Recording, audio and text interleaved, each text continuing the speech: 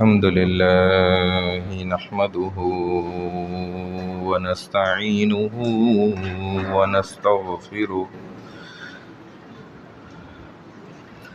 ونؤمن به ونتوكل عليه ونعوذ بالله من شرور أنفسنا ومن سيئات أعمالنا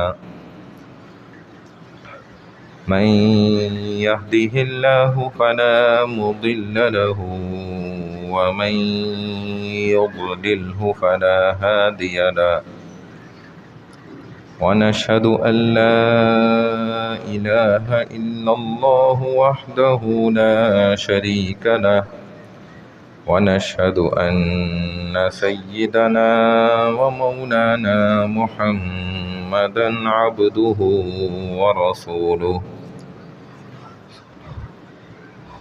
قال الله سبحانه وتعالى أعوذ بالله من الشيطان الرجيم بسم الله الرحمن الرحيم يا أيها المزمل قم الليل إلا قليلا نصفه أو انقص منه قليلا أو زد عليه ورتل القرآن ترتيلا وقال تعالى في مقام آخر إن ناشئة الليل هي أشد وطئا وأقوم قيلا صدق اللہ العظیم۔ سیرت رسول پاک صلی اللہ علیہ وسلم کا آج سلسلہ نمبر 32 شروع ہو رہا ہے۔ سلسلہ نمبر 31 کا اختتام اس بات پر ہوا تھا کہ رسول اللہ صلی اللہ علیہ وسلم نے ہجرت مکمل فرمائی، مدینہ میں آپ کا داخلہ ہوا، بغیر تلوار کے مدینہ فتح ہوا، محبتوں کے وجہ سے اور اسلام کے آپ صلی اللہ علیہ وسلم کے آنے سے پہلے ہی پھیل جانا یہ وجہ بنی۔ رسول اللہ صلی اللہ علیہ وسلم کی کل جماعت اس وقت حبشہ کے بھی مسلمان ملا کر اور مکہ کے مسلمان ملا کر اور مدینہ کے 82 سے 83 لوگ تھے، لیکن یہ وہ جماعت تھی کہ جو اب کندن بن چکی تھی، یعنی کہ جیسے سونا ہوتا ہے اس کو صاف کیا جاتا ہے اور بالکل خالص بغیر کسی کھوٹ کے کھرا سونا، ایسے الحمدللہ یہ جماعت رسول اللہ صلی اللہ علیہ وسلم کی خالص سونا اور کندن بن چکی تھی۔ اب میں نے اس کے بعد عرض کیا تھا کہ جو اصل میں مکی زندگی ہے نا، یہ وہ زندگی ہے کہ جس سے آپ دیکھیں تو اسلام کو غلبہ ملا۔ تبھی امام مالک رحمہ اللہ بھی فرماتے ہیں کہ مدینہ کی افضل ہونے کی جو وجہ ہے دنیا کے تمام شہروں کے اندر، جو مدینہ سب سے افضل شہر ہے، تو فرماتے ہیں اس کی ایک وجہ یہ بھی ہے مکہ سے بھی افضل ہونا۔ اس کی وجہ ایک یہ ہے کہ یہ شہر مدینہ جو ہے خالصتاً اسلام سے فتح ہوا ہے، یہ تلوار سے فتح نہیں ہوا، اس کی یہ بڑی خصوصیت ہے۔ چنانچہ دنیا کے تمام شہروں میں یہ سب سے افضل۔ اور ہم یہ غور کریں تو پہلا کام جو نبی اکرم صلی اللہ علیہ وسلم نے مدینہ منورہ میں پہنچتے ہی کیا ہے وہ مسجد کی تعمیر کا کام کیا۔ اسی لیے علماء فرماتے ہیں کہ انسان جب بھی اپنا گھر بنائے نا، گھر تیار کرے یا کسی دوسرے کا بھی گھر تیار کرے، تو اسے چاہیے کہ ان کو یہ مشورہ دے کہ بھائی سب سے پہلے اس میں نماز کی جگہ متعین کرو۔ آپ دیکھیں تو رسول خدا صلی اللہ علیہ وسلم کا کل کائنات میں کتنا مختصر سا گھر ہے جو مسجد نبوی میں بنا ہوا ہے، اور اس گھر کے اندر بھی نبی علیہ السلام نے بھی نماز کی جگہ مختص فرمائی ہے۔ دیکھیں تو گھر کے اندر ایک مصلی کی جگہ خاص ہونی چاہیے، یہ گھر کا جب نقشہ بن رہا ہو نا اس سے پہلے ہی طے کر لیا جائے یعنی ابتدائی مسلمان کا ذہن ہی ایسا ہوتا ہے کہ سب سے پہلے نماز کی فکر کرتا ہے، جدھر جاتے ہیں پہلے معلوم کرتا ہے بھئی مسجد کدھر ہے، نماز کدھر ہوگی، کتنے بجے ہوگی۔ ہمارے یہاں تو الٹا حساب ہے نا کہ جی کھانا کب کھلے گا، اور جی وہ فلانا کام کب ہو جائے گا، ہم فارغ کب تک ہو جائیں گے۔ یہ مسلمان کا شیوا نہیں ہے، مسلمان کی عادت یہ نہیں ہے۔ تو سب سے پہلے رسول اکرم صلی اللہ علیہ وسلم نے ہمیں جو ہے نا یہ تعلیمات دی کہ آپ جب سفر پہ جا رہے ہوں تو مسجد سے جائیں، یعنی گھر سے مسجد آ گئے، پھر مسجد سے آگے آپ گئے۔ پھر اسی طریقے سے جب آپ سفر سے واپس آئیں تو پہلے گھر نہیں، پہلے مسجد آتے تھے نبی علیہ الصلوۃ والسلام، دیکھیں۔ حتیٰ کہ جب آپ اپنے دفتر جائیں، کام پر جائیں تو پہلے 2 رکعت نفل پڑھیں، مسجد میں چلے جائیں قریب۔ جو لوگ کہتے ہیں نا برکت نہیں ہو رہی، رحمت نہیں ہو رہی، اور جی بڑا تنگی ہے، پریشانی ہے، تو وجہ تو یہ ہے نا اپنے ہاتھوں سے ماشاءاللہ ایسا کیا ہوا ہے۔ تو بہرحال اس زمانے میں مسجد کا تصور صرف یہی نہیں تھا جو آج ہمارے یہاں ہے کہ بس جی مسجد جانا ہے نماز پڑھنے، صرف نماز کے۔ حالانکہ آپ غور کریں تو رسول اکرم صلی اللہ علیہ وسلم کے وقت میں مسجد صرف مسجد نہیں تھی، بلکہ مدرسہ بھی تھی، پارلیمنٹ بھی تھی، اور جی ایچ کیو کا ہیڈ کوارٹر بھی تھی، پھر اسی کے ساتھ جو ہے یہ پریزیڈنٹ ہاؤس بھی تھی، پارلیمنٹ ہاؤس بھی تھی، فیصلے بھی سارے یہیں سے ہوتے تھے، سارے معاملات رشتے ادھر سے ہوتے تھے، نکاح یہاں سے ہوتا تھا، عدل کے انصاف کے معاملات سارے یہاں سے ہوتے تھے۔ یہ سب کیوں تھا؟ کہ اس کی وجہ یہ تھی کہ اسلام میں مسجد کا بہت اونچا مقام ہے۔ ہم نے تو اس کا اندازہ نہیں کیا نا، ہم تو صرف یہی سوچ لیتے ہیں کہ جی مسجد چلے جاتے ہیں اور نماز پڑھ لیتے ہیں، بس نماز پڑھی اور تبھی ہم مسجد خالی، نماز سے پہلے بھی مسجد خالی اور نماز کے بعد بھی مسجد خالی، مسجد میں رکنے اور بیٹھنے والے بہت کم، کیونکہ ہمارا ذہن ابھی تک درست ہوا نہیں کہ ہمارے زندگی کے مسجد کے باہر کے سارے مسائل ہمارے ادھر سے ہی حل ہونے۔ ہم چونکہ مال سے اور جائیدادوں سے اور بینک بیلنسوں سے سمجھ رہے ہیں، چنانچہ ہم نکل جاتے ہیں مسجد سے باہر، ہم سمجھتے ہیں وہیں سے حل ہوگا۔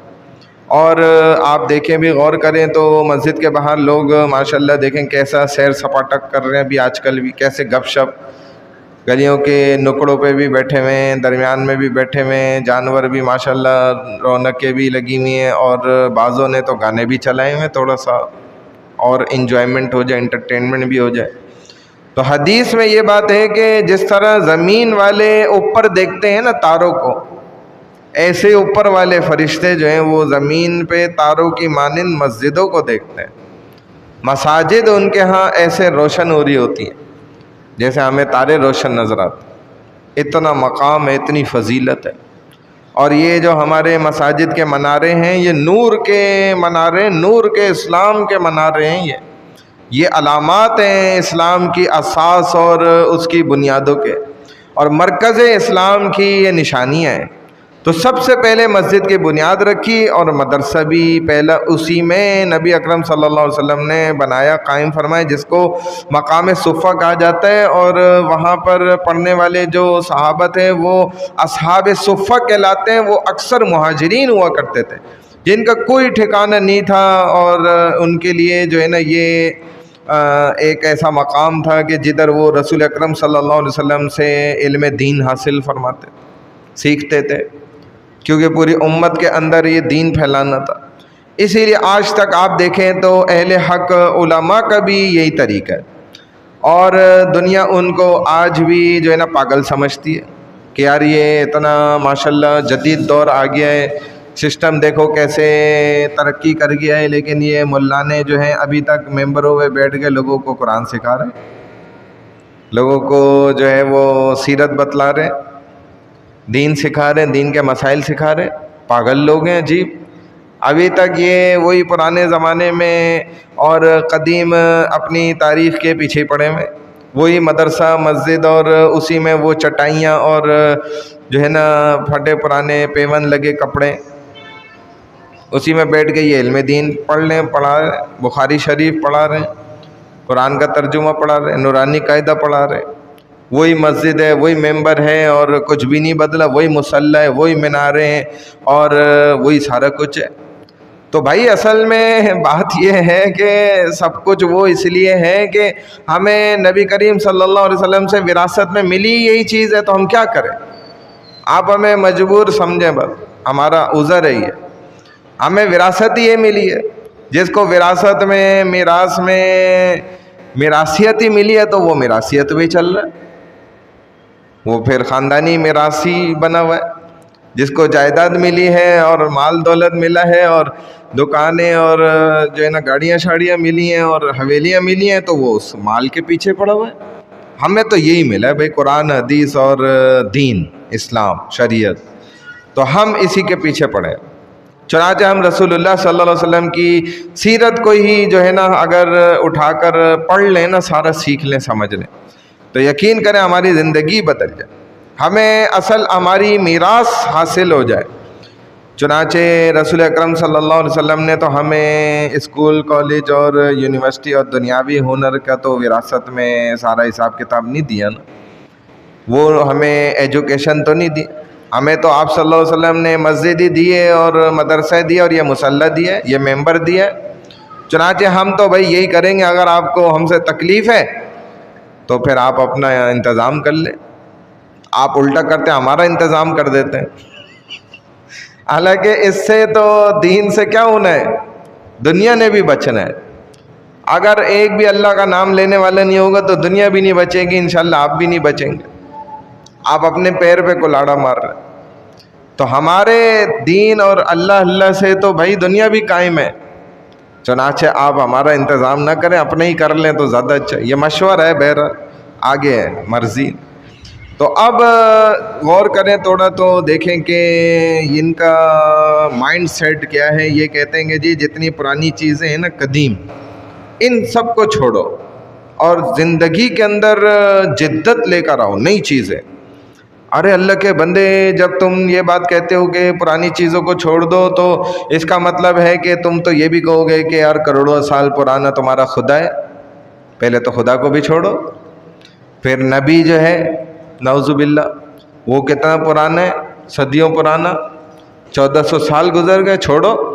پھر مکہ کو دیکھ لو، جو یہ 4 دیواری اللہ کا گھر، کروڑوں سال سے پتہ نہیں کب، جب بابا آدم آئے تھے تب کا پرانا ہے سارا، چھوڑ دو، کیونکہ پرانا علم ہے نا۔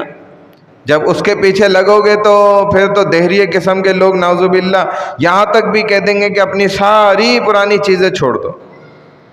تو جب اللہ کو چھوڑ دیں، رسول کو چھوڑ دیں، دین شریعت کو چھوڑ دیں اور ساری پرانے علم کو چھوڑ دیں تو پھر ہمارے پاس بچا کیا؟ پھر تو وہی جہالت کے زمانے میں اور دور کے اندر ہم چلے جائیں۔ چنانچہ یہ غلط بات۔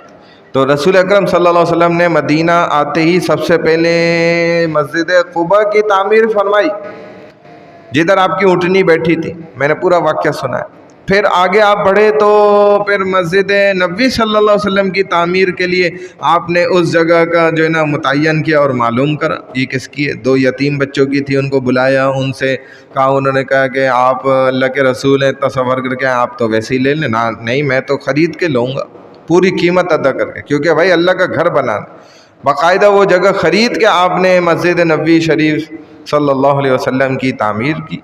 اور اسی مسجد کے اندر آپ نے ایک سمجھ لیں یونیورسٹی قائم فرمائی۔ اصحاب صفہ جو تھے، یہ باقاعدہ ایک آپ نے اکیڈمی تیار کی کہ دیکھو یہ بھی کانسیپٹ دے دیا مسلمانوں کو کہ صحیح علم سیکھنا ہے تو مسجد آنا پڑے گا بیٹا۔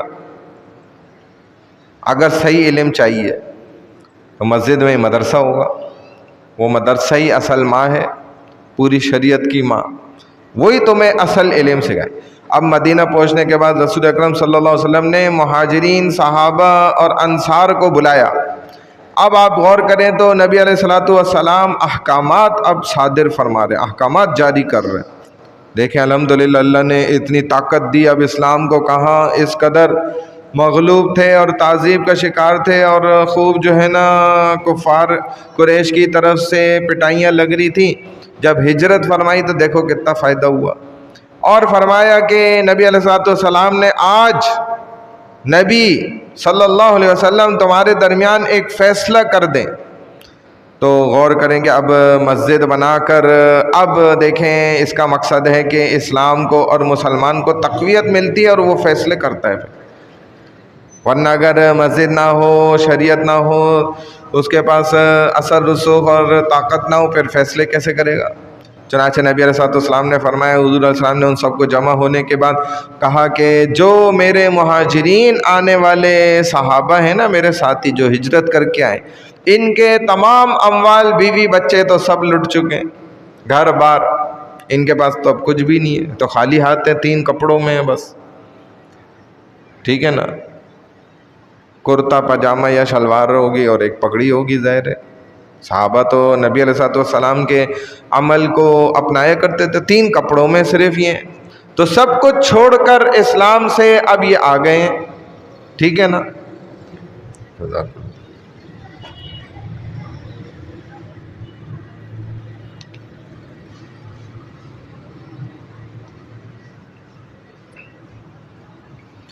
تو یہ جو فرمائے نا کہ اب ان کی مدد کرنی ہے بھائی، یعنی کہ میری محبت میں آ گئے.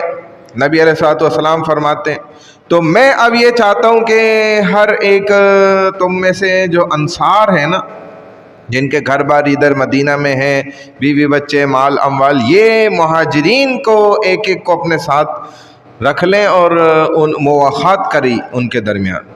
مواخات کیا؟ بھائی چارگی. کہ اب ایک ایثار اور جذبے کا اور مواخات کا، بھائی چارگی کا جو ہے نا، ایک تم نے بہترین اب ثبوت دینا ہے.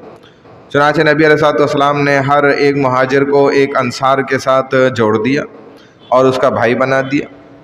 کہا کہ یہ اب آپ کا بھائی. حالانکہ آپ غور کریں تو انصار نے فرمایا کہ بالکل یا رسول اللہ حاضر ہیں، آپ جو حکم کریں. آپ نے ہمارا بھائی بنا دیا، یا رسول اللہ آمنا، آپ کا حکم ہمارے سر آنکھوں پہ، ہم تو دل سے اس بات پہ راضی ہیں. یہ مواخات کہلاتا ہے. اور اس میں درس ہے کہ ہم آج تک بھی دیکھیں نا، مہاجر اور انصار کو اللہ کے رسول صلی اللہ علیہ وسلم نے جیسے بھائی بھائی بنایا تھا نا، یہ اللہ کے رسول صلی اللہ علیہ وسلم نے ہمیں حقیقت میں درس دیا ہے یہ کہ بھائی جو تم آج کے زمانے کے بھی لوگ ہو نا، تو یہ اس بات کو یاد رکھنا، بھول نہیں جانا کہ اللہ کے رسول صلی اللہ علیہ وسلم نے، ورنہ تو اللہ کے رسول صلی اللہ علیہ وسلم کے لیے مشکل تھا. ایک دعا کرتے اللہ سے کہ اللہ ان کو بھی سارا کچھ آپ دے دیں، عطا کر دیں. اللہ دے دیتے، وہ اللہ کیوں نہیں دیتے؟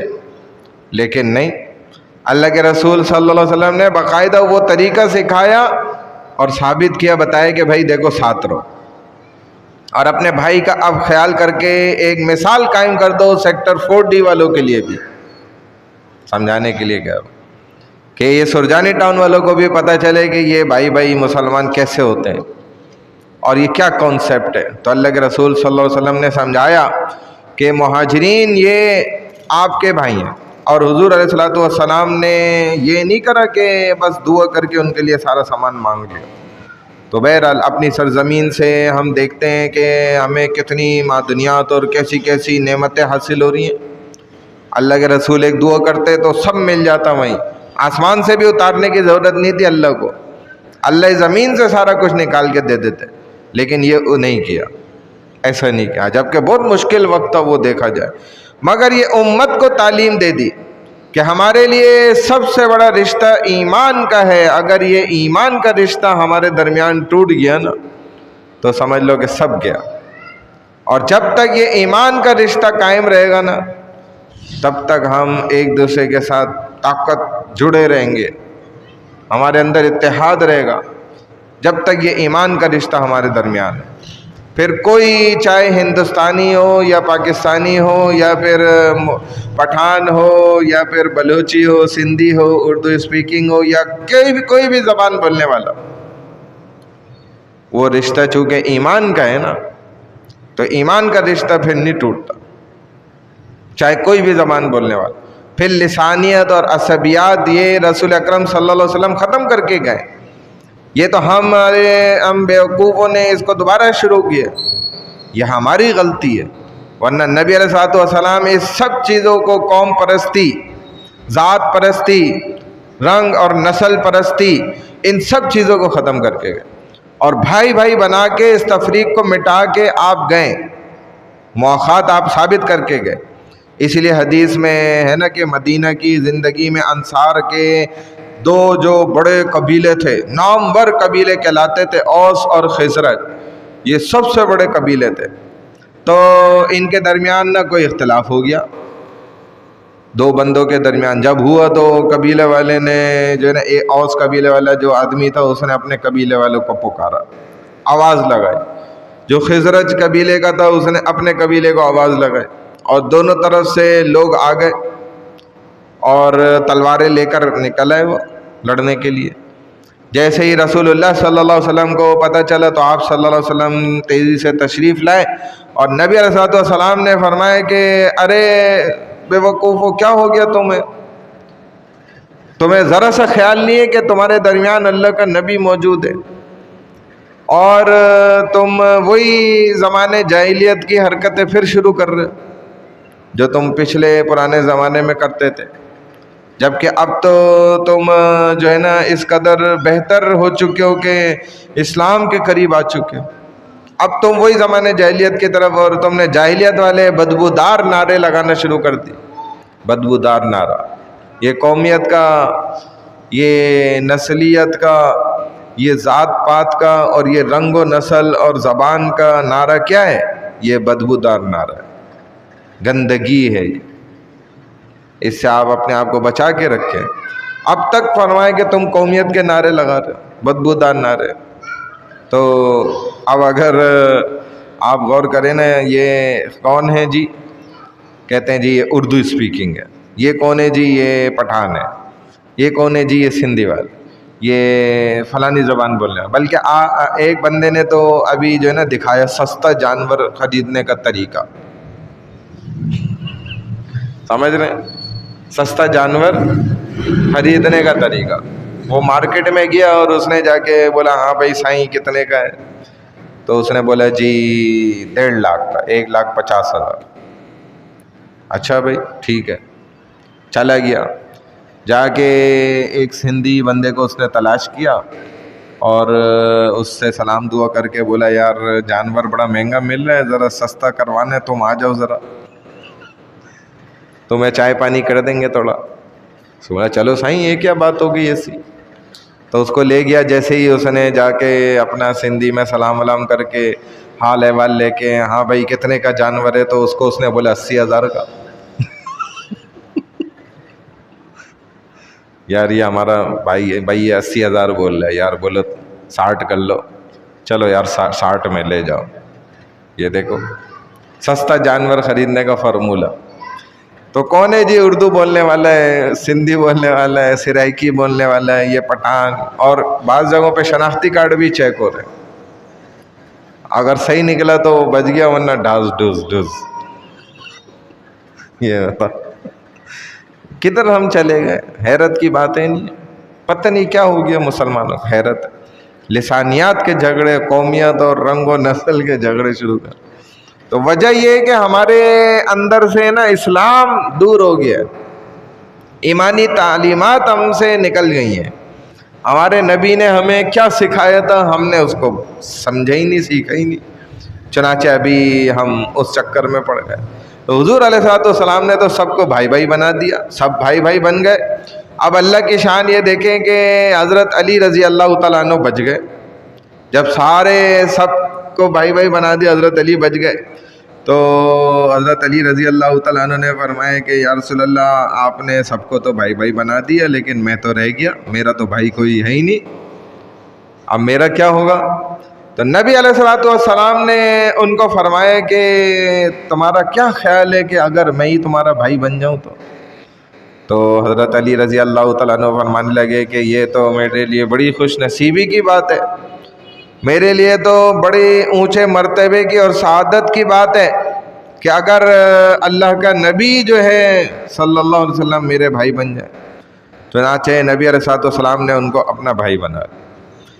یہ دیکھیں انصار کی قربانی، ایثار، جذبہ، یہ بات کہنا تو بڑا آسان ہوتا ہے، لیکن جب کرنے پر انسان آتا ہے نا تب اسے پتہ چلتا ہے۔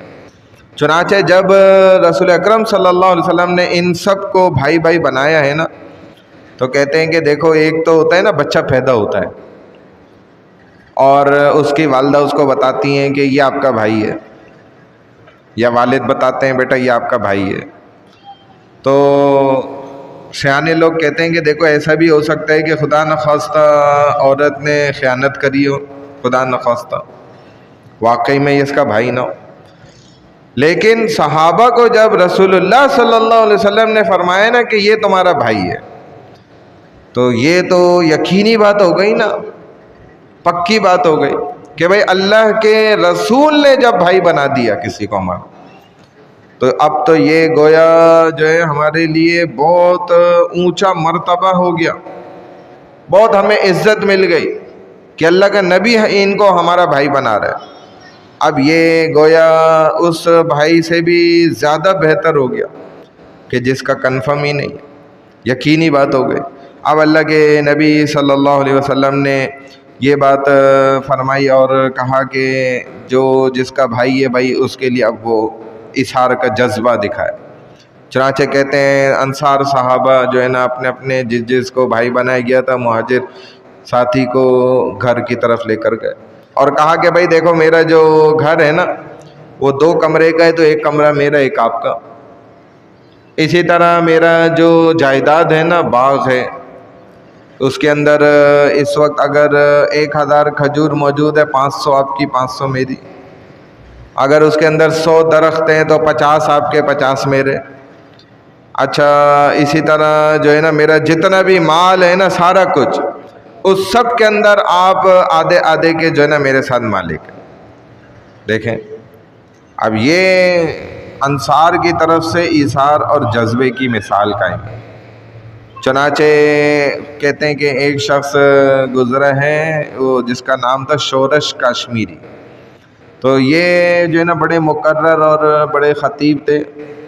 ایک لطیفے کی بات ہے، کہتے ہیں مجاہد بھی تھے اور تقریباً 11 سال انگریز کی قید بھی انہوں نے کاٹی تھی. اس کے بعد جو ہے نا ایک دفعہ یہ بھٹو کے ساتھ ان کا کوئی تنازع ہو گیا، جھگڑا وغیرہ، کوئی لڑائی شڑائی ہو گئی تھی. تو بعد میں خیر وہ صلح بھی ہو گئی تھی. کچھ لوگوں نے جو ہے نا بیچ میں پڑھ کے جو ہے نا ان کو آپس میں صلح کروا دی تھی. تو کسی نے بتایا اس کو نا بھٹو صاحب کو کہ یار یہ بندہ مزاج کا بڑا سخت ہے، یہ 11 سال ویسے ہی انگریز کی جیل بھی کاٹ چکا ہے، یہ اتنی آسانی سے جو ہے نا کسی کی بات مانتا نہیں ہے. اس کو اگر زیر کرنا ہے اس کا ایک ہی طریقہ ہے کہ اس کے گھر چلے جاؤ آپ.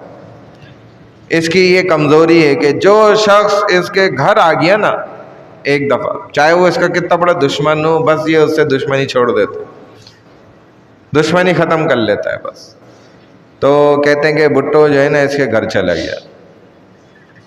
لوگوں نے سمجھایا، وہ پہنچ گیا گا کیونکہ اس کو پتہ تھا بڑا ضدی آدمی، انگریزوں کی جیل کاٹ لی اس نے 11 سال، ان کی نہیں مانی تو اس کی کہاں سے مانے گا.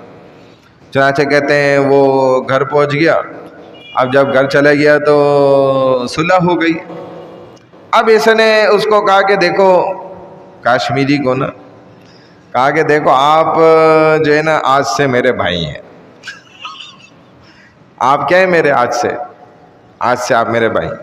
یعنی کہ آپ مجھے جو ہے نا پرائم منسٹر سمجھ کے کبھی فون نہ کریں کہ آپ ایسے اس انداز میں بات کریں کہ جی میں پرائم منسٹر ہوں اور آپ مرتبے میں مجھ سے چھوٹے ہیں. آپ بھائی سمجھ کے مجھ سے آئندہ بات کریں. تو انہوں نے بھی جو ہے نا کہا کہ ہاں میں ٹھیک ہے آپ کو بھائی سمجھتا ہوں، لیکن یوسف علیہ السلام کے جو بھائی تھے نا وہ والا بھائی، وہ والا بھائی سمجھ جو ہے نا میں آپ کے ساتھ مطلب چلوں گا آگے مزید، کیونکہ اس کو اندازہ ہوا اور ہوتا بھی یہی ہے بہرحال. تو یہ لفظ کہہ دینا کہ آپ میرے بھائی ہیں لیکن اس پر عمل کر لینا، یہ بڑی بات ہے، خطرناک. یہ آج کے زمانے میں بھی جو ہے نا بھائی بندی میں بہت سے کام ایسے ہو جاتے ہیں، اور اسی طرح جو حقیقی بھائی بھی ہوتے ہیں اس کے بھی بڑے حالات ہیں. اور لوگ کہتے ہیں کہ بھئی ہم تو بڑے ستائے ہوئے ہیں، لیکن وہ چونکہ دین اور اسلام سے دوری ہے نا تو مسئلہ سارا ہی ہے. مگر اصل میں بھائی بن کر دکھانا یہ ہے اصل بات. تو حیرت کی بات ہے کہ ایک صحابی نے کہا کہ دیکھو بھائی تم جو ہے نا میری 2 بیوی ہیں، میں ایک کو طلاق دے دیتا ہوں اور اس سے آپ شادی کر لیں، لیکن اس سے پہلے یہ ہے کہ آپ دونوں کو دیکھ لیں، جو آپ کو پسند ہے میں اس کو طلاق دے دیتا ہوں، وہ عدت گزار لے گی، آپ اس سے نکاح کر لیں، کوئی مسئلے کی بات نہیں۔ یہاں تک یعنی کہ انہوں نے اپنی بیویوں کو جو ہے نا چھوڑنا اور ان کے نکاح میں عدت کے بعد دینا یہ بھی قبول کیا، یہ بڑی حیرت کی بات ہے۔ اور آپ لیکن یہ کہ غور کریں، جو یہ بات کہہ رہے ہیں نا کہ آپ پہلے ان کو دیکھ لیں، تو اگر ہم میں سے کوئی ہوتا وہ تو بغیر بولے دیکھتا، اور دیکھتا بلکہ کیا دیکھتے ہی ہیں، نظر تو پڑتی ہے اور دیکھتے ہیں، اور بلکہ ہوتا تو وہ تو کہتا کہ یار دونوں ہی چھوڑ دو، یہ مواخات تو نہیں ہوئی نا پھر۔ تو یہ لیکن جو سامنے بھی صحابت ہے نا، یہ بھی کوئی ہلکے تھوڑی تھے، یہ بھی مہاجرین تھے، جہاں انصار نے الحمدللہ اس قدر جو ہے نا ایثار کا ان کے سامنے مظاہرہ کیا نا، تو اب آپ سنیں جو مہاجرین تھے نا انہوں نے کیا کیا، وہ کیا کہنے لگے۔ حالانکہ تو کہہ رہے میں خوشی خوشی چھوڑتا ہوں، اور ہمارے لوگ تو بعض ایسے بھی ہمارے پاس آتے ہیں کہ جی میں جادو اور سحر کر کے جو ہے نا اس کی بیوی چھڑا دوں، اور چونکہ مجھے وہ عورت سے محبت ہے، ہمارے یہاں تو ماشاءاللہ ایسے بھی لوگ ہیں، وہ جادو اور سحر اسی کام کے لیے جو ہے نا طلاقیں دلوانے کے لیے، بتائیں گناہ کا کام۔ تو یہ مقام تھا صحابہ رضی اللہ تعالی عنہم کا۔ عبد الرحمن بن عوف رضی اللہ تعالی عنہ کو دیکھیں کہ فرمائے کہ اے انصاریوں دیکھو تم نے اپنے بھائی ہونے کا حق جو ہے نا بس سمجھ لو ادا کر دیا، آپ نے بول دیا نا، بس ہمارا دل اس بولنے سے ہی بہت بڑا ہو گیا۔ لیکن بات یہ ہے کہ ہم آپ کا احسان جو ہے نا جو آپ نے ہم پہ کی ہے یہ ہم ادا نہیں کر سکتے، لیکن اصل بات یہ ہے کہ میرے بھائی کہ مجھے تو صرف نا آپ ایسا کر لیں کہ ایک رسی دے دیں، ایک کلہاڑی دے دیں، اور یہ بتا دیں کہ جنگل کہاں ہے، اور یہ بتا دیں بازار کدھر ہے، لکڑی کدھر بکے گی۔ چنانچہ میں جاؤں گا اور پھر میں لکڑیاں کاٹوں گا، بازار میں بیچوں گا، اور میں اس سے روٹی کھاؤں گا۔ میں یہ نہیں ہے کہ کسی کے در پر جو ہے نا وہ پڑا رہوں، بوجھ بن جاؤں آپ کے اوپر بھی۔ مہمان ہے تو ٹھیک ہے بھائی، 3 دن کا مہمان ہے، پھر 3 دن کے بعد تو وبال جان ہے۔ تو آگے سے مہاجرین اصحاب نے بھی دیکھیں ایسے جو ہے نا زبردست کام کیے ماشاءاللہ، یہ نہیں ہے کہ ان کے اوپر بوجھ بن کے پڑ گئے۔ اب اس کے بعد رسول اللہ صلی اللہ علیہ وسلم نے ایک حکم جاری کیا کہ آج کے بعد مدینہ میں کوئی کسی قریش کو پناہ نہیں دے گا، یعنی کہ کوئی مشرک کو پناہ نہیں دے گا، کوئی انہیں امان نہیں دے گا، کوئی کسی قریش قبیلے والے کو وہ ایسا نہ ہو کہ ادھر پھر آ جائے اور پھر کوئی کہے کہ یہ تو میرا جو ہے نا رشتہ دار ہے یا میرا بھائی ہے یا مجھ سے ملنے آئے یا میں نے اس کو امان دیا ہے چنانچہ یہ ادھر آ گیا۔ تو نبی علیہ الصلوۃ والسلام نے منع فرما دیا کہ کوئی کسی قریشی کو جو ہے نا امان نہ دے، یہاں پر نہ آنے دے ہرگز۔ دوسرا حکم جاری فرمایا کہ آپ کسی غیر ملک سے یعنی کہ غیر قوموں سے، غیر قبائل سے کوئی معاہدہ نہیں کرا جائے گا، نہ کوئی یہودی کوئی معاہدہ کر سکتا ہے، نہ کوئی کافر معاہدہ کر سکتا ہے۔ صرف اب معاہدہ ہوگا تو محمد الرسول اللہ صلی اللہ علیہ وسلم کی طرف سے ہوگا بس، کیونکہ اب اسلام کے معاہدے چلیں گے، اب غیر اسلام کے معاہدے بھی نہیں چلیں گے۔ چنانچہ معاہدہ صرف ہوگا تو اس کا حق محمد الرسول اللہ صلی اللہ علیہ وسلم کو ہوگا اور اسلام کو اس کا حق حاصل ہوگا۔ چنانچہ نہ کوئی اب بنو قینقاع قبیلے کا، نہ بنو قریظہ قبیلے کا، نہ بنو نذیر قبیلے کا، اور نہ کوئی بڑے سے بڑا کافر یا ان کا لیڈر یا ان کے جتنے بھی سردار تھے یا کعب ابن اشرف تھا، تو اس میں سے کسی کو بھی کوئی حق حاصل نہیں ہے کہ اب وہ آگے کوئی بھی معاہدہ کرے۔ اب صرف اللہ کے رسول کو معاہدہ کرنے کا حق حاصل ہے اور اسلام کو معاہدہ حق، اسلام کے مطابق معاہدے ہوں گے، کوئی ان میں سے معاہدہ نہیں کرے گا آج کے بعد۔ چنانچہ اب اس کے بعد رسول اکرم صلی اللہ علیہ وسلم نے نماز کا حکم فرمایا، اور آپ یہ بات بھی سمجھ لیں کہ نماز کے بہت سے ادوار گزرے، یعنی کہ یہ نہ سمجھیں کہ بس نماز جو ہے نا وہ ایک دم فرض کر دی گئی اور ایک دم سے اسی انداز میں جیسے ہم آج 5 نمازیں پڑھ لیں اسی طرح نماز ہوتی تھی شروع سے، بلکہ ایسا نہیں تھا۔ ابتدائے اسلام میں مکہ میں نماز فرض تھی ہی نہیں۔ پھر جب سب سے پہلے نماز جو فرض ہوئی تھی وہ تہجد کی نماز تھی، یعنی کہ رات میں تہجد کی نماز پڑھتے تھے۔ اسی کو قرآن نے فرمایا جو میں نے آیت ابتدا میں پڑھی، یا ایھا المزمل قم اللیل الا قلیلا نصفہ او انقص منہ قلیلا او زد علیہ ورتل القرآن ترتیلا۔ کیا فرمایا کہ اے نبی کریم صلی اللہ علیہ وسلم، جو آپ کو اللہ نے حکم دیا ہے نا وہ یہ ہے کہ زیادہ حصے میں رات کے آپ عبادت کریں، رات کا زیادہ حصہ عبادت کریں اور کم حصہ کیا کریں؟ آرام کریں۔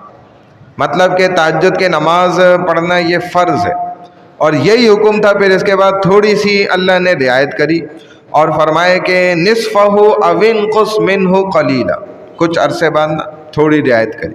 وہ کیا تھی؟ پھر فرمایا کہ آدھی رات عبادت کر لیں، آدھی رات آرام کر لیں۔ پھر کچھ تھوڑے عرصے بعد جو ہے نا یہ رعایت کری کہ اچھا ایسا کر لیں کہ آدھی رات سے بھی کچھ کم جو ہے نا عبادت کر لیں اور زیادہ باقی رات کا جتنا بھی حصہ ہے نا اس میں آرام کر لیں۔ اس کی اجازت مل گئی۔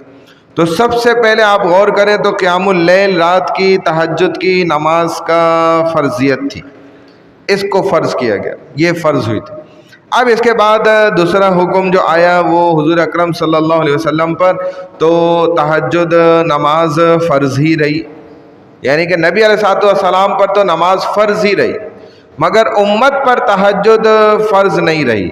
اس حکم کے مطابق امت پر سے تہجد کی فرضیت کو ختم کر دیا گیا، لیکن تب بھی اللہ کے رسول صلی اللہ علیہ وسلم تہجد کی نماز ان پر فرض ہی رہی۔ چنانچہ نبی علیہ السلام نے کبھی زندگی میں تہجد کی نماز ترک نہیں کی، یعنی کہ چھوڑی نہیں، سوائے صرف مزدلفہ کی رات کے، کہ اس رات میں رسول اکرم صلی اللہ علیہ وسلم نے جو تہجد کی نماز ترک کی نا وہ بھی اپنی امت پر شفقت کرنے کی وجہ سے۔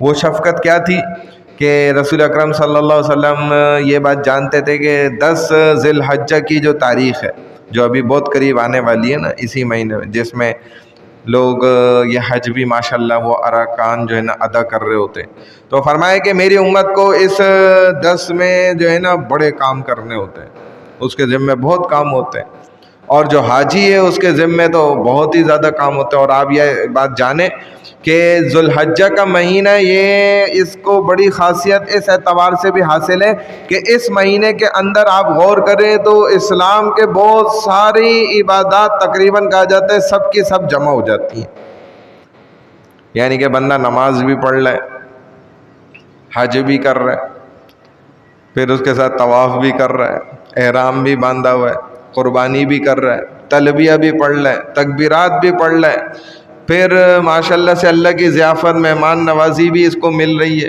روزہ بھی رکھ رہا ہے، یعنی کہ بعض لوگ زکوٰۃ اور صدقات بھی زیادہ اس مہینے میں دیتے ہیں، یعنی کوئی ایسی عبادت نہیں ہے کہ اسلام کی جو اس مہینے میں نہ ہو، ساری کی ساری عبادات جمع ہو جاتی ہیں۔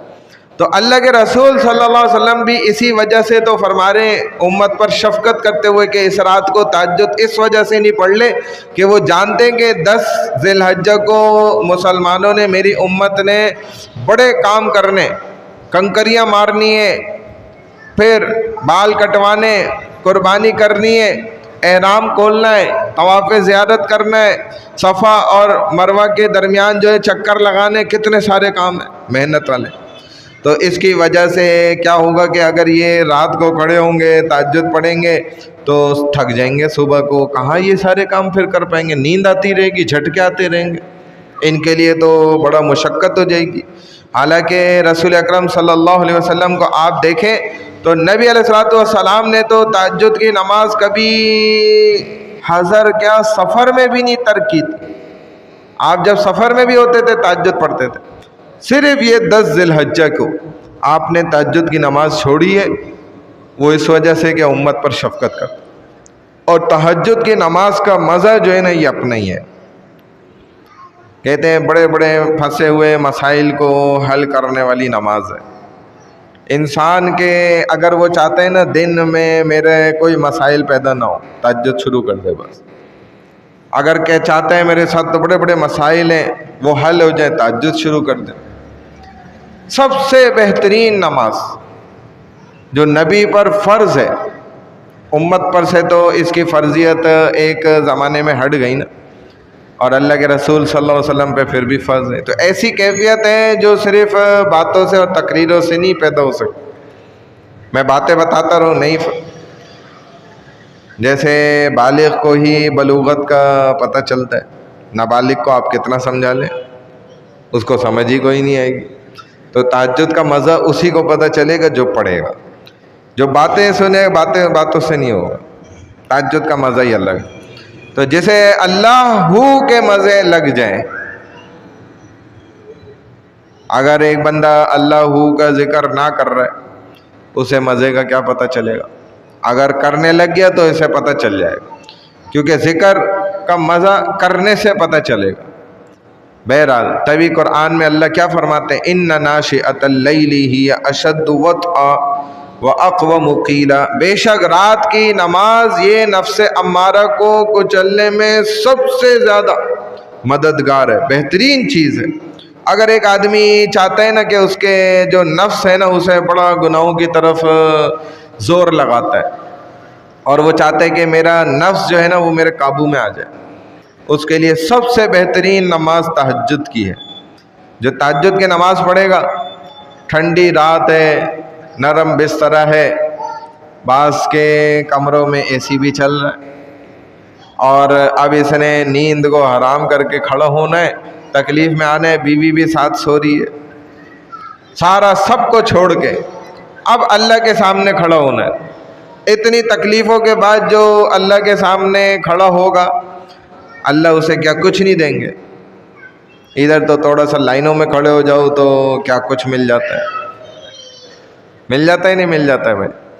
تو اللہ کے لیے جو کھڑا ہو جائے اللہ اسے کچھ نہیں دیں گے۔ بالکل انسان اپنے جذبات کو جب کچلتا ہے نا، پھر اس نماز سے آپ غور کریں تو دل بھی جو ہے نا براہ راست جڑ جاتا ہے، کیونکہ کوئی دیکھنے والا نہیں ہے، اندھیرا ہے، کسی بات کا خیال ذہن کے اندر نہیں ہے، بالکل ذہن فارغ ہے، اور صرف اب ناز و نیاز کرے گا تو رب سے کرے گا لگ کر۔ دل بھی اس کا نماز میں، جس کو کہتے ہیں نا حضور قلبی حاصل ہو جانا نماز کے اندر، کہ اللہ کو میں دیکھ رہا ہوں، یہ کیفیت بھی مل جائے گی بڑی آسانی۔ تبھی صوفیہ کرام، اللہ والے، اولیاء اللہ جو حضرات ہیں نا، یہ تنہائی کے اندر بیٹھنے کو اس قدر زور لگاتے ہیں، بعض مریدین کو اکیلے میں جو ہے نا بٹھا دیتے ہیں، کیونکہ تربیت کرنا مقصود ہوتا ہے، کیونکہ اجتماع کے اندر آپ کے اندر وہ بتیاں آن نہیں ہوتی، وہ روشنیاں پھر نہیں آتی، پیدا نہیں ہوتی جو اکیلے کے اندر پیدا ہوتی۔ یہ انسان کے اندر اللہ نے ایسی بتیاں لگائی ہیں، ایسے سینسر ہیں جو لوگوں کے سامنے آن نہیں ہوتے، وہ جذبات وہ اکیلے میں پیدا ہو جاتے ہیں، اور جب پیدا ہوتے ہیں تو ان کی روشنیاں پھر وہ روشنیاں کرنا شروع کر دیتے، چمکنا شروع کر دیتے، تو بطور علاج کے وہ پھر خلوت میں بٹھاتے ہیں ایسے انسان کو، تاکہ وہ اکیلے میں بیٹھے اور اللہ جب کرے گا تو اس کے دل کے اندر ایسی کیفیت پیدا ہوگی کہ جس سے اس انسان کے اندر بہترین صلاحیتیں پیدا ہونا شروع ہو جائیں گی خود بخود۔ اسی لیے اکیلے کی عبادت جو ہے نا یہ بڑا اثر رکھتی ہے، اور جلوت کے وقت میں لوگوں کے اثرات ہوتے ہیں تو اس کے اندر وہ کیفیات پیدا نہیں ہوتی ہیں پھر۔ چنانچہ اسی لیے یہ بات کہی جاتی ہے کہ اگر دل کی بتیاں جلانی ہیں تو آپ اس کو روشن کرنے کے لیے، اس سے فائدہ اٹھانے کے لیے اکیلے میں یہ مزہ اڑائیں، اللہ کے سامنے حاضر، چونکہ کسی کو یہ بات سمجھائی نہیں جا سکتی، یہ کر کے ہی پتہ چلتا۔ تبھی یہ باتیں ایسی تھیں تو بہت سے لوگ اس کے مخالف ہو گئے، دنیا میں صوفیزم کے مخالف ہیں۔ صوفی یہ کیا ہوتا ہے بھائی؟ صوفیت کیا ہے؟ تزکیہ نفس کیا ہے؟ اس کو نہیں مانتے پھر، کیونکہ انہوں نے مزہ نہیں چکھا نا۔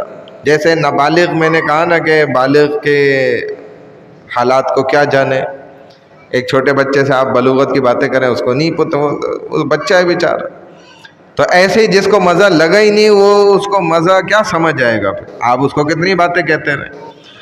اسی لیے انہوں نے مخالفت کی. بہرحال سب سے پہلے صلاۃ التہجد یہ فرض ہوئی حضور علیہ الصلوۃ والسلام پر، تو فرض ہی رہی. امت پر بھی فرض تھی لیکن بعد میں امت پر سے معاف ہو گئی. پھر رات کے زیادہ حصے میں عبادت کرنے، قیام اللیل کرنے کا حکم تھا. پھر آدھی رات کا حکم ہو گیا. پھر کچھ رات کے حصے کا بھی حکم ہو گیا، اجازت دے دی گئی. تو حضور علیہ الصلوۃ والسلام تو پڑھتے رہے. اللہ نے کیسے اجازت دی، معاف کیسے فرمایا؟ وہ اس طرح کہ اللہ نے قرآن میں فرمایا کہ فَقْرَؤُوا مَا تَيَسَّرَ مِنَ الْقُرْآنِ، فَقْرَؤُوا مَا تَيَسَّرَ مِنَ الْقُرْآنِ اور عَلِمَ أَن سَيَكُونُ مِنْكُمْ مَرْضَىٰ. یعنی کہ اللہ نے فرمایا کہ اے نبی صلی اللہ علیہ وسلم جتنا پڑھ سکے اتنا پڑھ لیں، اب آپ کو اجازت ہے. ٹھیک ہے نا؟ اب ضروری نہیں ہے کہ ساری رات، کیونکہ اللہ تو جانتے تھے کہ بھئی صبح بندے نے ہو سکتا ہے نوکری پہ بھی جانا ہو، صبح کاروبار پہ بھی جانا ہو، کوئی ہو سکتا ہے کہ بیمار بھی ہو بیچارہ، مجاہد ہو، صبح اس نے جو ہے نا جہاد کرنا ہے، لڑنا ہے. تو اگر ساری رات کا بیچارہ جاگا ہوا ہوگا تو اب اس کے لیے جو ہے دن میں کام کرنا وہ تکلیف میں آ جائے گا. چنانچہ اللہ نے یہ معاف کیا. تو یہ پہلا درجہ تھا. دوسرا درجہ کیا تھا کہ اللہ نے 50 نمازیں فرض فرمائی، 50. اور معراج کی رات میں ایک مرتبہ نبی اکرم صلی اللہ علیہ وسلم کو جو ہے نا یہ 50 نمازیں دی گئیں. لیکن موسیٰ علیہ السلام سے جب چھٹے آسمان پہ ملے، ملاقات ہوئی، انہوں نے فرمایا کہ یہ تو میرا تجربہ ہے، میری امت کو میں دیکھ چکا ہوں، بنی اسرائیلیوں کو، کہ وہ نہیں پڑھتے تھے. 3 نمازیں تو تھیں، وہ بھی نہیں پڑھتے تھے. 50 نمازیں کہاں پڑھیں گے یہ؟ اس پر وہ ایک لطیفہ بھی ہے نا مفتی محمود صاحب رحمہ اللہ کا، کہ وقت کا جو اس وقت پریزیڈنٹ تھا نا، تو اس سے کسی بات پر مخالفت تھی. اس کو جو ہے نا پھر بیٹھے ہوئے تھے، کوئی مذاکرات چل رہے تھے، تو مجلس میں بات چل رہی تھی. اس نے مفتی محمود صاحب کو جو ہے نا کہا کہ کاش جو ہے نا وہ جو 50 نمازیں تھیں نا وہ کم نہ ہوتی. تو آپ مولوی لوگ ملانے جو ہے نا نمازوں میں ہی لگے رہتے، ایک کے بعد دوسری نماز، دوسری، ہمارے پیچھے نہیں پڑھتے. اب آپ ہمارے پیچھے پڑے ہوئے ہٹانے کے چکر میں. تو کاش کیا ہوتا کہ 50 نمازیں ہوتی تو آپ فارغ ہی نہیں ہوتے. اور ہم تو فارغ بیٹھے رہتے، ہم نے تو ایک بھی نہیں پڑھنی تھی. ہم اپنے کام دنیا کے کرتے رہتے، آپ ہمارے کاموں میں مداخلت نہ کرتے، نہ ہمیں روکتے پکڑتے. تو اس پر مفتی صاحب نے فرمایا کہ تو شکر کرو، اگر 50 نمازیں ہوتی تو پھر تم ایک دن بھی نہیں ٹکتے. ابھی تو 5 نمازوں کا اتنا اثر ہے کہ تم جو ہے نا پریشان ہوئے پڑے ہو. تو اگر 50 نمازیں ہوتی اس کی جو روحانیت اور اس کی جو طاقت ہوتی وہ تو تم تو 1 گھنٹے کی مار نہیں تھے. پھر نہیں سمجھ آئی بات؟ دوبارہ سمجھاؤ. یہ لطیفہ ہے مفتی محمود صاحب کا نا، کہ وہ ظاہر ہے حکومت میں نہیں تھے، تو جو حکومت میں نہیں ہوتا وہ کس میں ہوتا ہے؟ سامنے والے مخالف جو ہوتے ہیں وہ اس بینچ میں ہوتا ہے نا. پھر ہیں جو ان کے مطلب ایک تو ہوتی ہے حکومت اور ایک اپوزیشن ہوتی ہے. تو یہ اپوزیشن میں تھے مفتی محمود صاحب. تو جو پریزیڈنٹ ہے نا یہ بھی بیٹھا ہوا تھا، تو بڑی مجلس چل رہی تھی نا، مذاکرات ہو رہے تھے کوئی. تو اس نے پریزیڈنٹ نے ان کو کہا مفتی صاحب کو کہ کاش جو ہے نا نمازیں جو 50 تھیں نا وہ 50 ہی رہتی. تو آپ ملانے جو ہیں مولوی لوگ وہ نمازوں میں ہی لگے رہتے، اسی میں مصروف رہتے، فارغ ہی نہیں ہوتے. اور ہم نے تو ایک بھی نہیں پڑھنی تھی تو ہم تو فارغ رہتے. پھر آپ ہمارے کاموں میں مداخلتیں بھی نہیں کرتے. جو آپ اتنے جلسے جلوس اور ہمارے مخالف ریلیاں نکال لیتے ہیں اور کبھی دھرنا کر لیتے ہیں، کبھی کیا کر لیتے ہیں، تو ہم بھی پریشان نہیں ہوتے، آپ بھی سکون سے اپنا رہتے. تو مفتی صاحب نے فرمایا کہ یہ تو آپ شکر کریں کہ ابھی صرف 5 ہیں، تو آپ کا دیکھیں کیا حال ہوا ہے. اگر 50 ہوتی اور ہم 50 پڑھ لے ہوتے تو آپ 1 گھنٹے کی مارتے بس مشکل سے. ابھی تو کتنا ہمیں دن لگ رہے نا آپ کو ہٹانے میں، پھر تو آپ گھنٹوں میں ہٹ جاتے. اگر ہم 50 پڑھ لے ہوتے تو ایمانی طاقت پھر کیا پہنچی ہوئی ہوتی. ابھی 5 میں آپ سے برداشت نہیں ہو رہا، آپ یہ باتیں کرنے پہ مجبور ہو گئے. تو یہ ایک انہوں نے جو ہے نا اس وقت ایک مذاقیہ جو ہے نا بات کی. بہرحال اللہ سبحانہ و تعالیٰ نے 50 نمازیں تو فرض کی، اور اللہ ثواب بھی 50 کا ہی دیتے ہیں، کیونکہ لا تبدیل لکلمات اللہ ما یبدل القول لدیہ، کہ اللہ فرماتے نا میرا فیصلہ تو نہیں بدلتا، اللہ کا فیصلہ کبھی نہیں بدلتا. اور ان جاء بالحسنۃ فلہ عشر امثالھا، کہ جو کوئی ایک نیکی لے کر آئے گا اللہ اس کے 10 کے برابر ثواب دیں گے. تو 5 نمازیں پڑھے گا تو کتنے کا ثواب ملے گا؟ 50. اللہ کیونکہ اپنے قانون کو نہیں بدلتے، یہ تو ہماری عدالتیں ہوتی ہیں، ہماری کورٹیں ہوتی ہیں، ہماری پارلیمنٹیں ہوتی ہیں، ایک فیصلہ کرتے ہیں پھر چند دنوں بعد اس کو بدل لیتے ہیں کیونکہ ان کے مقاصد بدل جاتے ہیں. لیکن اللہ کی عدالت میں ایسا نہیں ہوتا کبھی. چنانچہ اللہ دیتے 50 کا ہی ثواب ہے.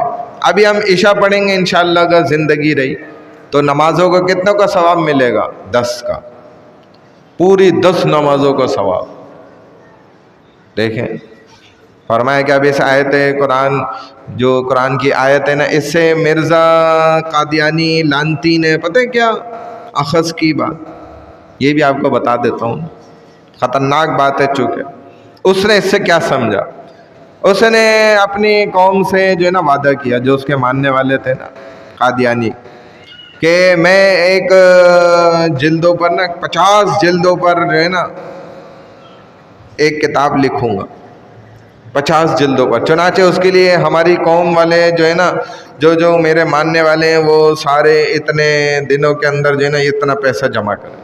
اچھا خاصا اس نے جو ہے نا پیسہ نکلوا لیا ان سے.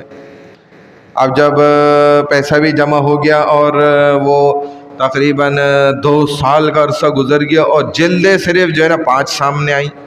50 کا اس نے وعدہ کیا تھا کہ میں کتنی جلدیں لکھوں گا؟ 50 جلدیں. تو اب اسی کے جو لوگ تھے نا وہ مطالبہ کرنے لگ گئے اور کہنے لگ گئے کہ نبی تو کبھی جھوٹ نہیں بولتا، تو اب آپ کی بات جو ہے جھوٹی ثابت ہو رہی ہے، لہذا آپ اپنی بات کو سچ کریں. 2 سال کا عرصہ گزر گیا، آپ نے 50 جلدوں کا پیسہ ہم سے جمع کیا تھا، تو باقی کی جلدیں کہاں ہیں؟ وہ کب آئیں گی؟ آپ ابھی تک صرف 5 جلدیں سامنے آئی ہیں. تو کہنے لگا کہ تم نے جو ہے نا وہ اس بدبخت نے کیا کرا، اس کا ایک رسالہ تھا الفضل کے نام سے نا، اس میں اس نے جواب لکھا. جواب یہ دیا کہ دیکھو اللہ نے بھی تو 5 بول کے جو ہے نا 50 کہا تھا نا، اللہ نے بھی 5 بول کے 50 کہا تھا نا، تو بس یہی سمجھو یہ 5 جلدیں 50 کے برابر ہے. یہ دیکھو اس نے یہ سمجھا، اپنے لوگوں کو بیوقوف بنانے کا طریقہ. تو یہ الٹی اس نے جو ہے نا منطق چلائی. ایک تو یہ درجہ ہو گیا. دوسرے درجے کی بات ہو رہی ہے کہ 5 نمازیں فرض ہوئیں، وہ بھی مکہ میں، اور یہ کبھی بھی ترتیب سے نہیں پڑھی جاتی تھی. یہ نمازیں بھی جو تھیں نا یہ اس ترتیب سے نہیں پڑھی گئی ہیں، بلکہ مدینہ میں تو جب مکہ میں تھے اس وقت آپ جانتے ہیں چھپ چھپ کر تو نماز پڑھتے تھے، 1-1 2-2 اکیلے اکیلے، کبھی مل کے اجتماعی تو نمازوں بھی نہیں ہوتی تھی.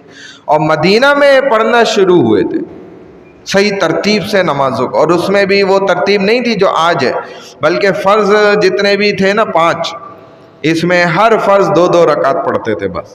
یعنی فجر بھی 2 فرض، ظہر بھی 2 فرض، عصر بھی 2 فرض، مغرب بھی 2 فرض، عشاء بھی 2 فرض، اس طرح پڑھتے تھے. یہ جو میں نے شروع میں بات عرض کی ہے نا کہ کئی زمانے گزرے ہیں نماز پہ بھی، یہ اس ترتیب پہ جو نماز آئی ہے نا تو 2-2 رکعتیں پڑھتے تھے. بعد میں حکم آیا تو رکعت جو ہے وہ اللہ کی طرف سے بڑھائی گئی، اور حکم یہ آیا کہ بھئی سفر کی حالت میں جب ہوئیں تو 2-2 رکعت پڑھ لیں، اور حضر میں جب ہو نا مقام پر تو اللہ پاک نے اضافہ یہ کر دیا کہ بھئی ظہر کے اندر 4 پڑھ لیں، عصر میں بھی 4 پڑھ لیں، اور مغرب میں 3 پڑھ لیں، اور عشاء میں بھی 4 پڑھیں.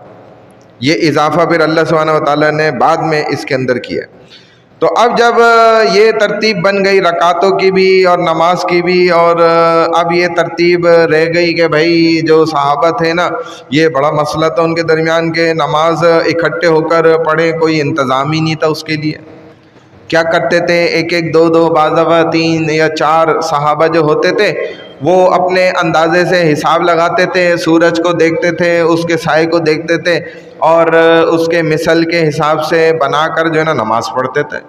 کبھی 2 آدمی ہو گئے، کبھی 3 ہو گئے، کبھی 4 ہو گئے، سورج کا حساب لگایا، اب دیکھا جی زوال ہو گیا ہے تو ظہر نماز جو ہے نا یہ پڑھ لینی چاہیے، زوال کا وقت ختم ہو گیا۔ اب جی سایہ جو ہے وہ 2 مثل ہو گیا، یعنی کہ 2 مثل کے ڈبل پہ چلا گیا، ایسے ایک لکڑی کھڑی کی ہے تو اس کا سایہ جو ہے نا اس طرف کو پورا چلا گیا ایک طرف، تو یہ ڈبل ہو گیا، 2 مثل ہو گیا، تو عصر اب جو ہے نا پڑھ لی جائے، اب عصر کا وقت ہو گیا۔ ایسے ہی جب یہ سایہ بالکل ختم ہو گیا، روشنی ختم، تو مغرب پڑھ لی جائے، اب شفق جو ہے وہ ڈوب گیا تو جی عشاء پڑھ لی جائے۔ اب یہ اندازہ کرتے تھے، لیکن جمع ہو کر باقاعدہ کوئی طریقہ نہیں تھا آپس میں۔ اس پر رسول اللہ صلی اللہ علیہ وسلم نے صحابہ کو یہ بات فرمائی کہ بھائی مشورہ دیں، اس کے متعلق سارے بیٹھ جائیں، طے کریں کہ کوئی ایسی صورت بن جائے، یہ تو بڑا مشکل ورنہ معاملہ ہے، سب مل کر نہیں ایک وقت پڑھ پا رہے نماز، ایک ساتھ اجتماعیت کے ساتھ یہ عمل ہو جائے۔ اب سب کے ایک ساتھ جو ہے نا فیصلہ کرنے میں یہ ہوتا ہے کہ جو مشورہ ہوتا ہے نا یہ بڑا عمدہ عمل ہوتا ہے، اس سے دماغ کیا ہوتا ہے انسان کا ایک طرف لگتا ہے۔ گھر میں بھی انسان کو مشورے سے چلنا چاہیے، مشورہ ضرور کرے، بھائی کیا رائے آپ کی اس کے متعلق،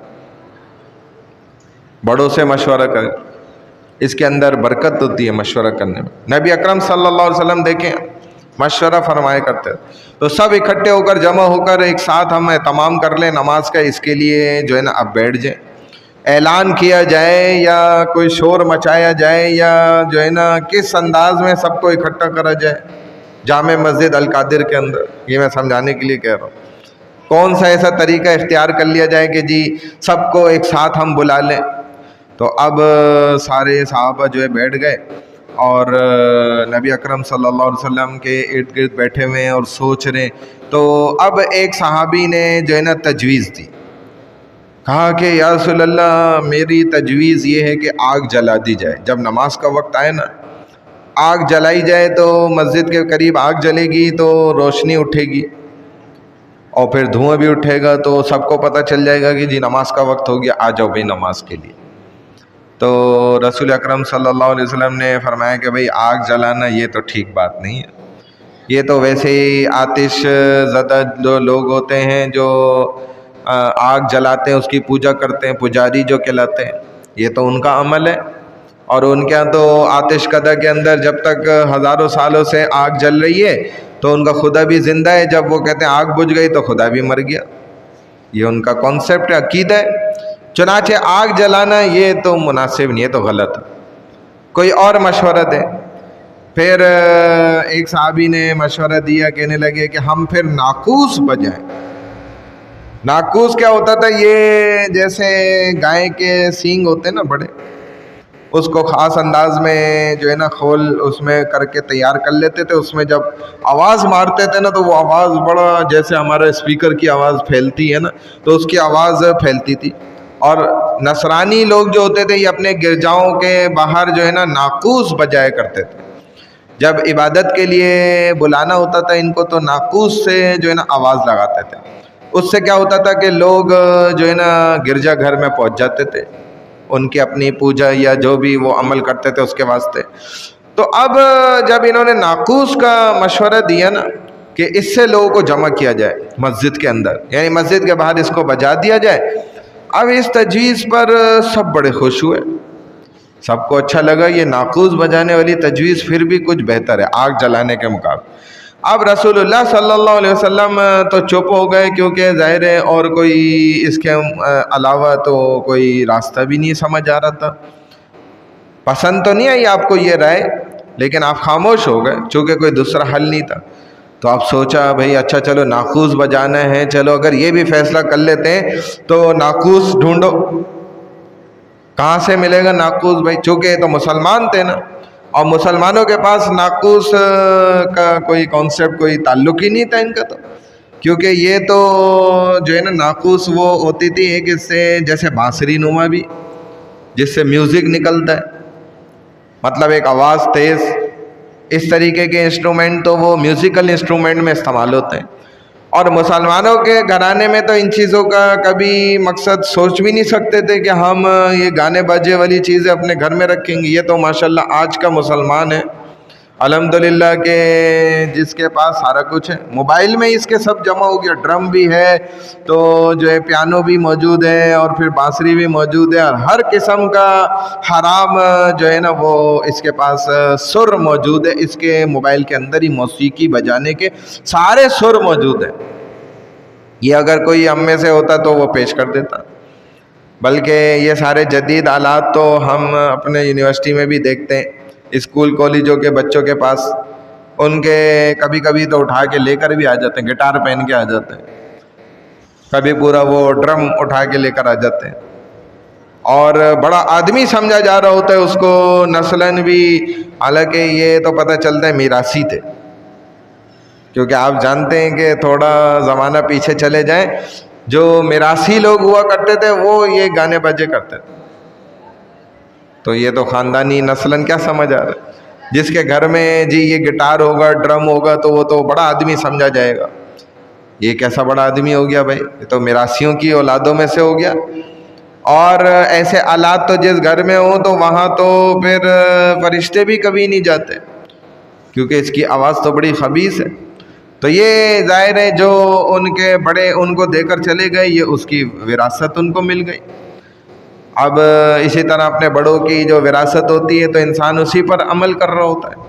جی نوابوں کی اولاد ہیں، بھائی نوابوں کی اولاد ہیں تو آپ کو پتہ بھی ہے کہ اکثر نواب کدھر پیدا ہوتے تھے؟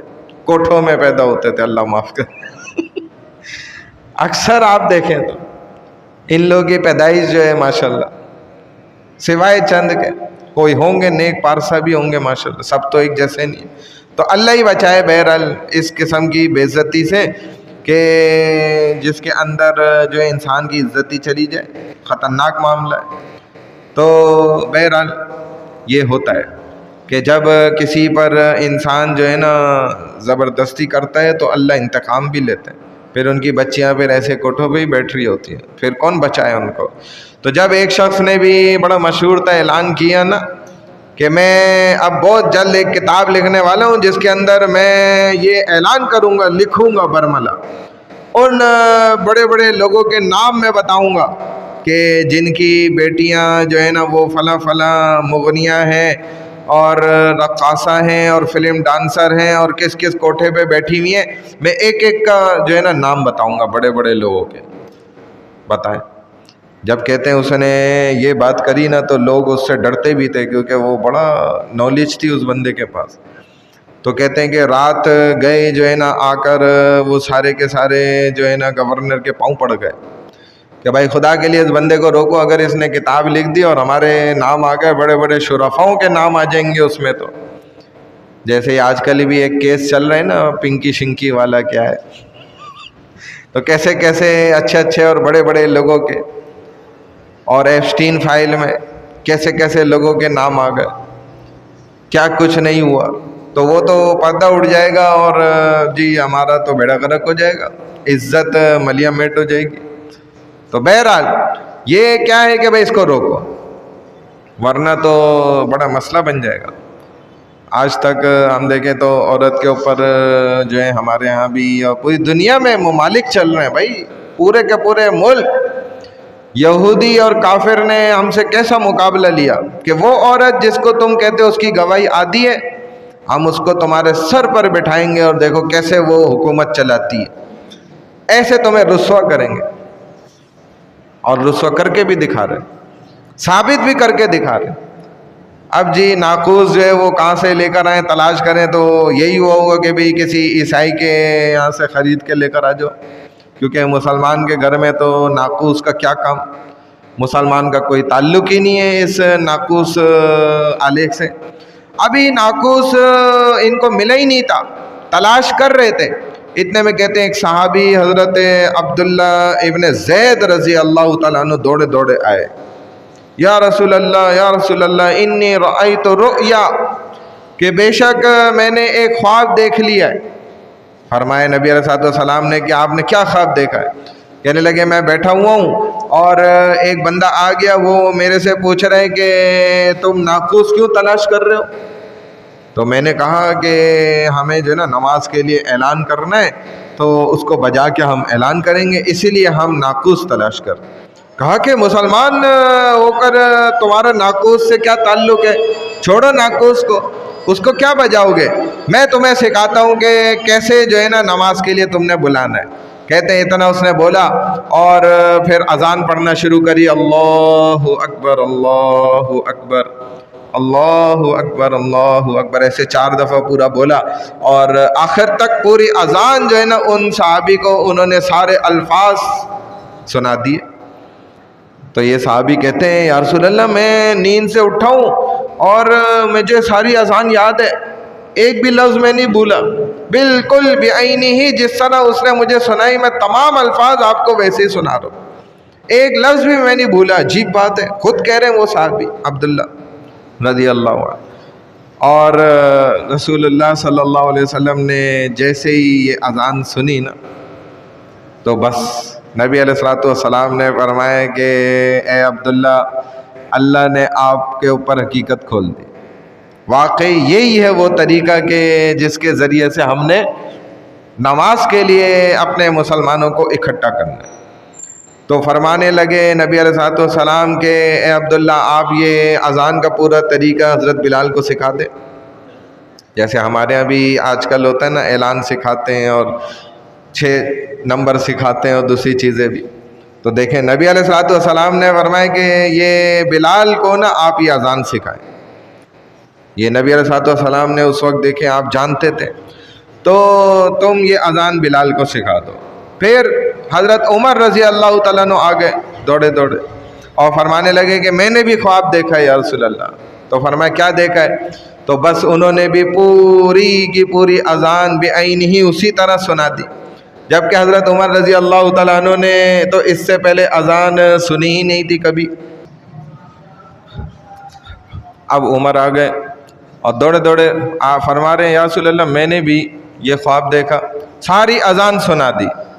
اب عمر نے پہلے تو یہ اذان نہیں سنی تھی رضی اللہ عنہ، تو نبی علیہ الصلوۃ والسلام نے فرمایا کہ بس اب یہ اذان ہم نے ثابت کر دی، اب ہر نماز کے لیے نماز سے پہلے یہی اذان دی جائے گی۔ پھر آپ دیکھیں تو مدینہ کے سب سے پہلے مؤذن وہ حضرت بلال رضی اللہ تعالیٰ عنہ ہیں، انہوں نے سب سے پہلی اذان دی۔ پھر کہتے ہیں کہ اس کے بعد رسول اکرم صلی اللہ علیہ وسلم نے جو ہے عبداللہ ابن مکتوم جو تھے ان کو بھی مؤذن بنائے، ان کو بھی اذان جو ہے وہ سکھلائی گئی، یہ بھی اذان دیتے تھے، اور نبی علیہ الصلوۃ والسلام ان دونوں کی ڈیوٹی لگاتے تھے رمضان المبارک کے مہینے میں۔ وہ کیا ڈیوٹی لگتی تھی کہ جب سب سے پہلے حضرت بلال رضی اللہ تعالیٰ عنہ اذان دیتے تو لوگ جو ہے وہ سحری کھانا شروع کر لیتے تھے، تہجد کے وقت میں دیتے تھے۔ پھر عبداللہ ابن مکتوم رضی اللہ تعالیٰ عنہ اذان دیتے تو لوگ سحری کھانا چھوڑ دیتے، بند کر دیتے۔ یہ ڈیوٹی اللہ کے رسول صلی اللہ علیہ وسلم نے ان دونوں کی لگائی۔ پھر تیسرے حضرت ابی محذورہ رضی اللہ تعالیٰ عنہ بھی، یہ بھی مؤذن تھے، اور حیرت کی بات ہے کہ ان کو تو اذان خود رسول اللہ صلی اللہ علیہ وسلم نے سکھلائی۔ اور عجیب واقعہ ہے، صرف وہی میں سناتا ہوں پھر دعا کر لیتے ہیں، کہ حضور علیہ الصلوۃ والسلام نے مکہ کا ان کو مؤذن بنایا تھا۔ پھر اور واقعہ کیا تھا کہ یہ ہوا کہ ابھی محذورہ رضی اللہ تعالیٰ عنہ فرماتے ہیں کہ ہم چھوٹے چھوٹے بچے تھے، کچھ ہم ظاہر کافر تھے سارے بچے، اور ہم کھیل رہے تھے، تو رسول اللہ صلی اللہ علیہ وسلم کا قافلہ جو ہے نا وہاں سے گزر رہا تھا اور ادھر ہی رک گیا کیونکہ نماز کے لیے وقت ہو گیا تھا۔ تو اذان جو ہے نا وہ شروع ہوئی، حضرت بلال رضی اللہ تعالیٰ عنہ نے اذان دینا شروع کی، تو ہم سب بچے بھی جو ہے نا قریب آ گئے، اور جیسے بلال اذان دیتے اور ہم سنتے تو ان کے قریب کھڑے کھڑے جب ہم نے سنا کہ انہوں نے کہا بھائی اللہ اکبر اللہ اکبر، تو ہم بچوں نے بھی نقل اتارنے کے لیے اور ان کو تھوڑا سا جو ہے نا تنگ کرنے کے لیے نا ہم سب نے بھی بولا بھائی اللہ اکبر اللہ اکبر۔ پھر وہ آگے بولتے اشہد ان لا الہ الا اللہ، تو ہم بھی کہتے ہیں اشہد ان لا الہ الا اللہ۔ اس طرح پوری اذان میں جو ہے نا یہ بچے چیخ چیخ کے نا نقل اتارتے گئے۔ اب جب نقل اتار رہے ہیں، ساری اذان کی نقل اتاری، رسول اللہ صلی اللہ علیہ وسلم نے دیکھ لیا، سنا، تو آپ صلی اللہ علیہ وسلم نے صحابہ کو حکم دیا بھائی ان کو پکڑ کے لے آؤ بچوں کو۔ صحابہ جو ہے وہ بچے پکڑ کے لے کر آ گئے، پیش کر دیا نبی علیہ السلام کے پاس۔ اب آپ صلی اللہ علیہ وسلم پوچھنے لگے یہ بتاؤ تم سب میں سے سب سے تیز آواز کس کی تھی؟ سب سے تیز آواز سے کون تم میں سے اذان پڑھ رہا تھا؟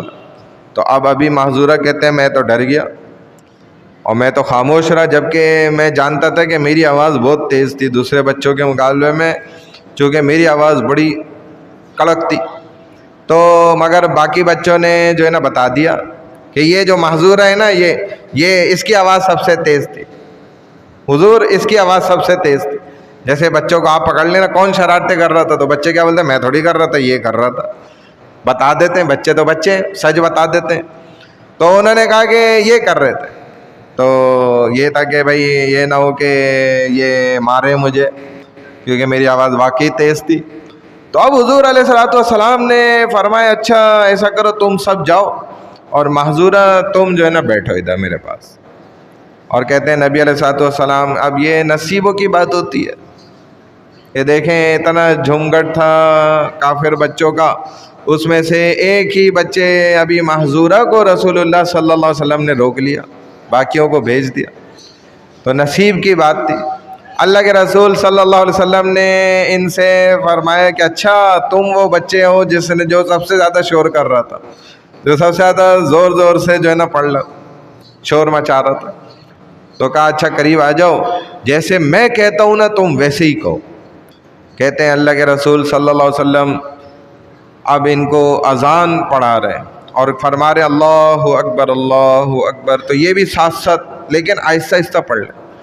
تو اب رسول اللہ صلی اللہ علیہ وسلم فرمانے لگے اس وقت تو تمہاری اتنی تیز آواز آ رہی تھی، زور زور سے پڑھ لیتے، اب آہستہ آہستہ کیوں پڑھ لو، زور لگاؤ تھوڑا۔ تو یہ تھوڑا سا وہ ہو گئے کہ کہیں یہ نہ ہو کہ ڈر گئے، تو زور لگا کے نا پھر پڑھنے لگے۔ مشرک بھی تھے، ایک تو یہ بھی بات تھی نا کہ اللہ بڑا ہے، اب سمجھنے بھی لگ گئے کہ اللہ بڑا ہے، میں کہہ رہا ہوں ہمارے یہاں تو بت بڑے، تو تھوڑا ہو سکتا ہے اس لیے بھی چھپے ہیں اور آواز کو آہستہ کر رہے ہو۔ تو توحید تھی نا اس کے اندر۔ پھر جب اذان پڑھی پوری ہو گئی، رسول اللہ صلی اللہ علیہ وسلم نے فرمایا اچھا ٹھیک ہے اب تم جاؤ۔ اب یہ کہنے لگے ابھی محذورہ کہ حضور اب میں کہاں جاؤں، اذان آپ نے ساری مجھے پڑھا دی، اب تو کلمہ ہی رہ گیا وہ بھی پڑھا دیں، بچے الگ ہیں۔ علماء فرماتے ہیں دیکھیں اللہ کے رسول صلی اللہ علیہ وسلم کے ساتھ تھوڑی دیر کی ملاقات اور تھوڑا سا رسول اللہ صلی اللہ علیہ وسلم کا سمجھانا، آپ نے جو پوری توجہ کر لی نا ان پر، چند تھوڑا سا جو سمجھایا، کہتے ہیں وہ تو صرف زبان سے تھوڑی تھا، وہ تو دل میں اتر چکا تھا ابھی محذورہ کے۔ تبھی تو کہنے لگ گئے نا کہ اب تو بس آپ مجھے کلمہ پڑھاتے ہیں، کیونکہ نبی کی جب توجہ ہو جاتی ہے نا، اور جب نبی سے ملاقات ہو جاتی ہے، اور جب نبی آپ کی طرف ایسی نظر ڈال دیتے ہیں تو یہ بڑا اثر کرتی ہے۔ بعض لوگ کہتے ہیں نا جی یہ دم کرنا پھونک مارنا تھا، تو اس اللہ والے نے اس کو گالیاں دی، غصے میں آ گیا، کہا بھائی پھونک تو تھی غائب ہو گئی۔ تو یہ نظر کا اثر نہیں ہے، نظر سے تو پڑھ کر جو ہے بڑے بڑے قیمتی چیزیں ضائع ہو جاتی ہیں ماشاءاللہ۔ ہمارے ہاں تو آج بھی ہوتا ہے، بچے ایسے روتے ہیں خاموشی نہیں کرتے، اور کیسے کیسے بڑے بڑے نقصان ہو جاتے ہیں، اور لوگ کہتے ہیں بھائی نظر لگ گئی۔ جس کو اقبال نے بھی کہا تھا نا کہ نگاہ مرد مومن سے بدل جاتی ہیں تقدیریں، تو یہ تقدیریں ایسے تھوڑی بدل جاتی، نگاہ مرد مومن سے بدل جاتی ہیں تقدیریں، جو ہو ذوق یقین پیدا تو کٹ جاتی ہیں زنجیریں۔ اور یہ تو حقیقت تھی نا۔ تو اب کفر کی زنجیریں تو ان کے اندر سے کٹ چکی تھی، اور رسول صلی اللہ علیہ وسلم کی توجہ کا اثر جو ہے وہ دل میں اتر گیا تھا۔ چنانچہ کہتے ہیں ابھی محذورہ نے وہیں کلمہ پڑھا، تو اللہ کے رسول صلی اللہ علیہ وسلم نے ان کو مکے کا مؤذن مقرر کر دیا، بھائی آپ کی ذمہ داری ادھر اذان دینے کی۔ اللہ تعالیٰ میں عمل کی توفیق عطا فرمائے۔ سبحان اللہ و بحمدہ، سبحانک اللہم و بحمدک، نشہد ان لا الہ الا انت، نستغفرک و نتوب الیک، برحمتک یا ارحم الراحمین۔